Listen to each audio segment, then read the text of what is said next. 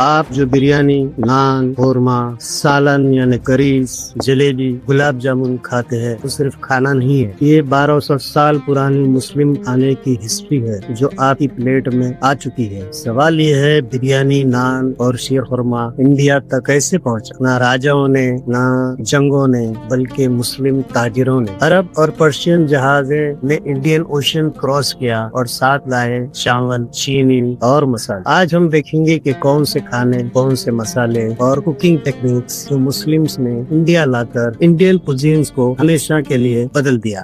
السلام علیکم دوستو۔ 7 سینچری سے 18 سینچری تک دنیا کا سب سے ایڈوانس ٹریڈ سسٹم تھا انڈین اوشن ٹریڈ۔ اس نیٹ ورک کے سینٹرل پلیئرز کے عربی مسلمز، انڈین مسلمز، اکثر مسلمز، ایسٹ افریقن مسلمز اور سینٹرل ایشین۔ یہ لوگ مانسون وینڈز کا علم رکھتے تھے۔ مسلمز کے پاس اس وقت میکس تھے اور اس وقت کا جی پی ایس بھی تھا جسے ایسٹرولیب کہتے ہیں، جو یوروپ اور تمام دنیا کو اس وقت نہیں پتا تھا۔ مسلم تاجر جہاز لے کر آتے تھے کیلیکٹ، ملابار کوسٹ، کیمبے گجرات اور گوا۔ یہ جو صرف مال نہیں لاتے تھے، یہ اپنی تہذیب، کھانے اور کوکنگ کی فلسفی بھی لائے۔ چاول انڈیا میں پہلے سے موجود تھا، لیکن 8ویں صدی سے 10ویں صدی کے درمیان میں لانگ گرین رائس یعنی باسمتی چاول، پریگننٹ رائس اور ریفائنڈ کوکنگ مسلمان کو پاپولر ہوا۔ پرشینس اور عرب دنیا میں چاول یخنی میں پکایا جاتا تھا، گوشت کے ساتھ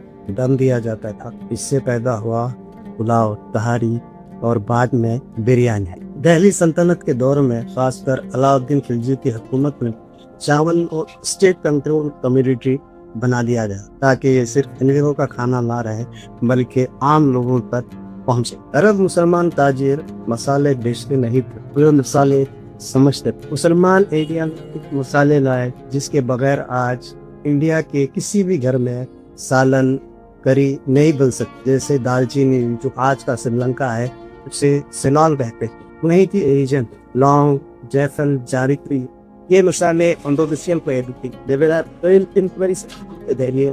یہ مسالے انڈیا میں لائے عمان، یمن، زنزبار اور فارس کے راستے، اور جاپان بھی آیا فارس سے۔ مسلمان انوینٹ کرے گرم مسالے کا concept, balance of heat and aroma, یعنی دھیمی آنچ اور تیز آنچ پر پکوان کرنا، اور پھر ایڈ ہوئی ڈائجسٹیو پراپرٹیز، جیسے کون سے مسالے کتنے ملانا تاکہ ہاضمہ ٹھیک رہے۔ یہ سب علم کے ساتھ یوز ہوتا تھا، اس لیے مغلائی اور سلطنتی، فارسی اور عربک کوزین مسلم کوزین ہیوی ہونے کے باوجود بیلنسڈ ہوتی ہے۔ مسلمان انڈیا میں آنے سے پہلے انڈیا میں زیادہ تر ڈرائی یا روسٹڈ کھانا بنتا تھا۔ مسلم نے انٹروڈیوس کیا سلو کوکنگ، سیڈ پاٹ یعنی دم کوکنگ، گریوی بیسڈ ڈشز جیسے قورمہ، نہاری، علیہ اور تمام فیلی ڈشز، چاہے وہ ویجیٹیرین ہو یا نان ویجیٹیرین، سب مسلمان ہی انٹروڈیوس کرے۔ دکن نے اس کلچر کو ایکسپینڈ کیا۔ احمد نگر کے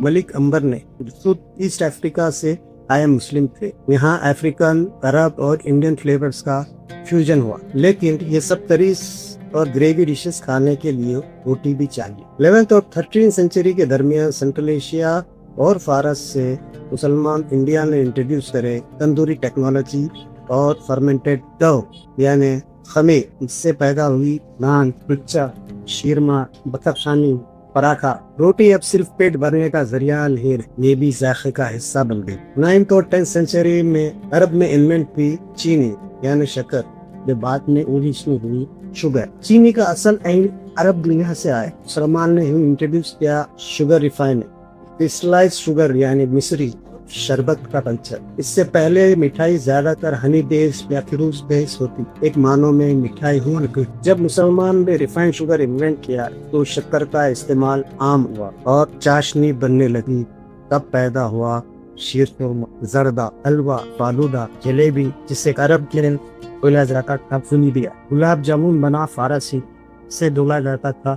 لقمات الخاد، بوندی کے لڈو بنے، فلون، کھیر، شاہی ٹکڑا اور تمام وہ مٹھائیاں جسے چینی اور شکر کی چاشنی میں بنتی ہے، وہ سب مٹھائی مسلمان ہی انوینٹ کرے۔ یہ صرف کھانا نہیں تھا، یہ عید اور مہمان نوازی کا کلچر تھا۔ یہ ڈشز ٹریڈ روٹ کی لیونگ ہسٹری ہے۔ بریانی آئی فارس سے، حلیم آئی عرب سے، کباب ترکی اور عرب سے آیا، شیرخورما سینٹرل ایشیا سے آیا، جلیبی عرب سے آئی، گلاب جامن فارس سے آئی۔ ہر ڈش کا ایک سفر ہے، سمندر سے دسترخوان تک۔ اسلام اور مسلمان کا اثر زبردستی نہیں تھا، تجارت اور اخلاق سے پھیلا۔ حلال فوڈ ایتھکس، صفائی اور بیلنس ڈائٹ انڈین سوسائٹی کا حصہ بن گئی۔ آج اگر آپ سوچتے ہیں کہ مسلم انفلوئنس صرف پالیٹکس تک تھا تو اپنی پلیٹ کو دیکھیے اور یاد رکھیے، ہسٹری صرف کتابوں میں نہیں ہوتی، ہسٹری آپ کے کھانے کی پلیٹ میں بھی ہوتی ہے۔ اگر آپ کو یہ ڈیٹیلڈ ہسٹوریکل ویڈیو پسند آیا تو لائک، شیئر اور چینل سبسکرائب ضرور کریے۔ کمنٹس میں بتائیے آپ کی فیوریٹ ڈش کون سی ہے اور کیا آپ اس کی ہسٹری جانتے ہیں۔ اللہ حافظ۔